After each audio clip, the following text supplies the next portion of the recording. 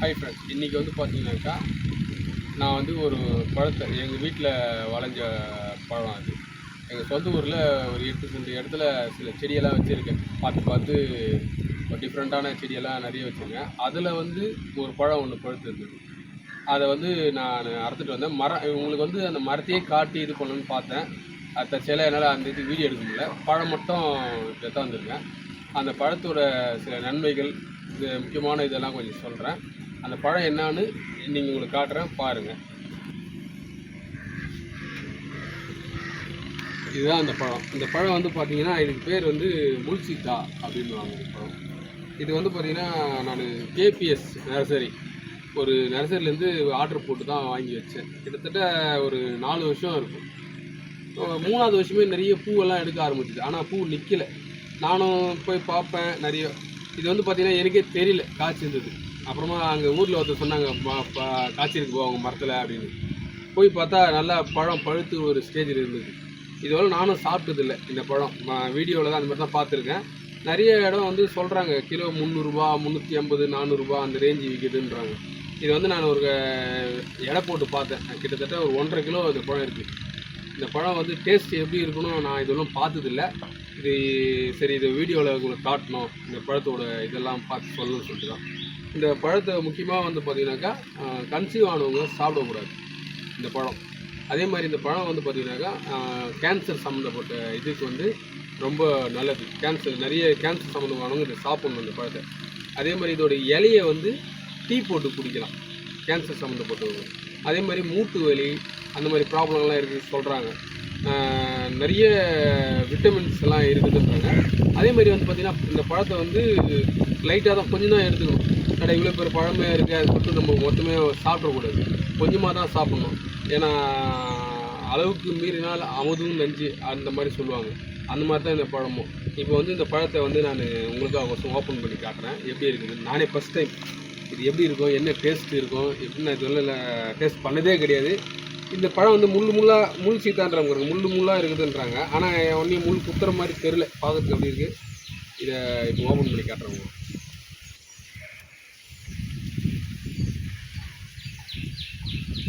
இது எப்படி ஓப்பன் பண்ணதும் தெரியல. பழம் ரொம்ப பழுத்துட்டு இருக்குது. கிட்ட வந்து காட்டுறேன்.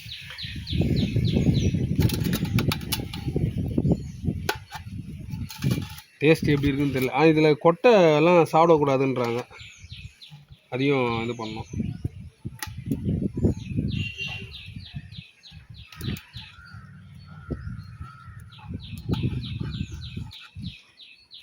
பார்க்கறதுக்கு இந்த பலா இது மாதிரி தான் இருக்குது. பார்ப்போம் டேஸ்ட்டு.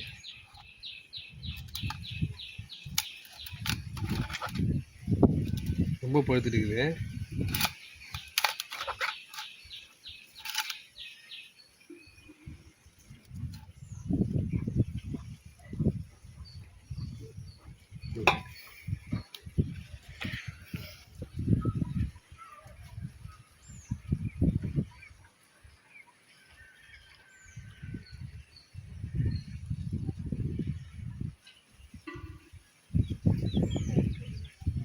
ஒரு மாதிரி நாராக இருக்குது.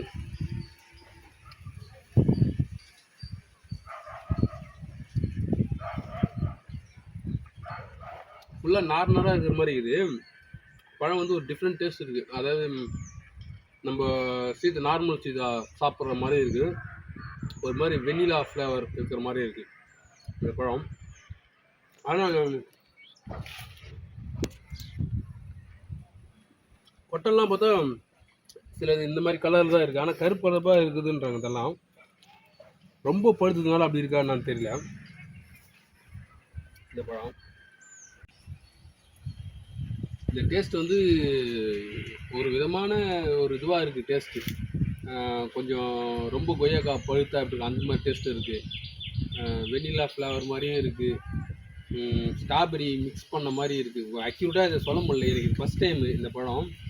அதே மாதிரி இந்த பழத்தில் வந்து பார்த்தீங்கன்னாக்கா நிறைய பெனிஃபிட்ஸ் இருக்குதுன்னு சொல்கிறாங்க இந்த பழம்.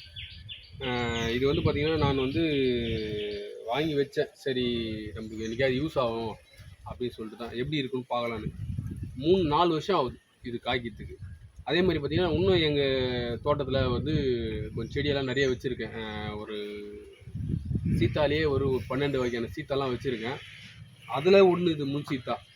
இப்போது இது டேஸ்ட்டு தான் இன்னும் அக்யூரேட்டாக என்னால் சொல்லவே. இந்த பழத்தை வந்து டெஃபினட்டாக எல்லாருமே வாங்கி சாப்பிடுங்க. ஏன்னா கிலோ வந்து 300 400 விற்றா எவ்வளோ செலவு பண்ணிட்டு போகிறோம். ஆனால் இது வந்து நம்ம உடம்புக்கு ரொம்ப நல்லது. அந்த கேன்சர் சொன்னோம் பார்த்தீங்களா, அதுக்கு மெயினாக இது எடுத்துக்கணும். வருமுன் காப்போம் மாதிரி இது. நான் வந்து வாங்கி வச்சதே அதுக்கு தான். ஏன்னா நம்ம ரிலேஷனில் ஒருத்தர் கேன்சர் இருந்ததுனால தான் இது நான் வாங்கி வச்சேன். மெயினாக வாங்கி இது வந்து தண்ணியெல்லாம் அவ்வளோ தேவைப்படாது. இது வந்து நல்லா வெயில் டைமில் நல்லா வரலக்கூடியது தான். ஒரு 10 நாளைக்கு ஒரு முறை தண்ணி விட்டால் போதும். இந்த மெயினாக இந்த பழம் சாப்பிட்றீங்களோ இல்லையோ, இந்த இலையை டீ போட்டு குடிங்க. அதான் க்ரீன் டீ மாதிரி கொதிக்க வச்சு காலையில் ஒரு நாள் காலைல குடிக்கலாம். அதான் வாரத்தில் ஒரு நாள் கூட குடிக்கலாம். குடிச்சிங்கன்னாக்கா நம்மளோட இது ஃபுல் அண்ட் ஃபுல் நம்ம உடம்புல இருக்கிற அந்த கெட்ட இதெல்லாம் பாக்டீரியா எல்லாமே அது இது பண்ணும். அதனால் இந்த செடியை இது எங்கன்னா நர்சரியில் பார்த்தா கூட தயவுசெய்து வாங்கி மாடி தோட்டத்தில் கூட வைக்கலாம். இப்போ வந்து இதுலேயே வந்து ஒட்டு செடியெல்லாம் வருது. வாங்கி வச்சு இது பண்ணுங்கள். எனக்கு தெரிஞ்சவளோ சொல்லியிருக்கேன். இது நம்ம மரத்தில் காய்ச்சிது. மேலும் இன்னும் நம்ம எங்கள் தோட்டத்தில் வந்து ஒரு சின்ன தோட்டம் தான் வச்சுருக்கேன். அதில் வந்து பார்த்தீங்கன்னாக்கா ஒரு டிஃப்ரெண்ட்டான இதுலேயே வந்து இந்த சீத்தா வகையிலே ஒரு 12 வகையான சீத்தா தேடி பிடிச்சி வச்சுருக்கேன். இதில் ஒன்று முள் சீத்தா, இன்னும் ரெட் சீத்தா இருக்குது, ரொல்லினியான்னு சொல்லிட்டு ஒன்று இருக்குது. இந்த மாதிரியெல்லாம் நிறைய வெரைட்டியாக தேடி வச்சுருக்கேன். அது ஒன்றும் பழுக்குச்சுன்னா நான் கண்டிப்பாக ஒரு வீடியோ எடுத்து போடுறேன். இதோடு இந்த வீடியோ முடிச்சுக்கிறேன். லாஸ்ட்டாக என் சேனலை சப்ஸ்கிரைப் பண்ணுங்கள்.